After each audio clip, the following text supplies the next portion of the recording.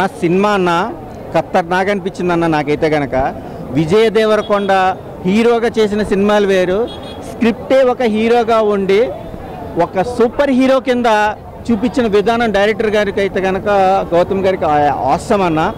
Music అయితే కనుక అనిరుద్ధ్ ఏం కొట్టాడన్న, మస్తు కొట్టిండు మ్యూజిక్. ప్రొడక్షన్ వాల్యూస్ కూడా సూర్యదేవర నాగవంశీ గారు కూడా చాలా అద్భుతంగా చూపించారు. డిఓపి అయితే కనుక సూపర్ ఉందన్న.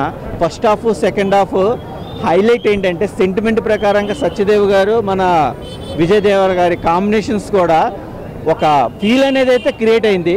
జనరల్ జోనల్ సినిమాలు చూసేది వేరు, క్యూరియాసిటీతో సినిమా చూసేది వేరన్న. క్యూరియాసిటీతో చూసే సినిమా ఏంటంటే ఈ పాయింట్స్ కూడా నేను రివీల్ చేయకూడదు, కానీ రాక్షసుల మధ్యలో రాజు కింద ఎలాగ మనకు కనబడ్డాడు. సో ఒక నమ్మకం ఏంటి, భారతదేశానికి సంబంధించిన సరిహద్దు దిగువ ప్రాంతాల్లో ఉన్న బాధలేంటి, కేజీఎఫ్ సలారు సినిమాలలో సెంటిమెంట్ని చూస్తే కనుక దేవుడు అనేవాడు మనిషి రూపంలో ఒక యోధుడి కింద వస్తే ఏంటి అనేది ఒక మోటివేషన్. ఫస్ట్ హాఫ్ అయితే కనుక సూపర్ ఉందన్న. సెకండ్ హాఫ్ కూడా రెవల్యూషన్స్ మ్యూజిక్ బ్యాక్గ్రౌండ్ అయితే ఆసమ్. ట్విస్ట్ అయితే కనుక భలే వదిలారన్న. పార్ట్ 2 ఉంటుంది. పార్ట్ 2లో ఇంకా మనకు రివీల్ అయ్యే పాయింట్స్ చాలా ఉంటాయి. Watchable movie.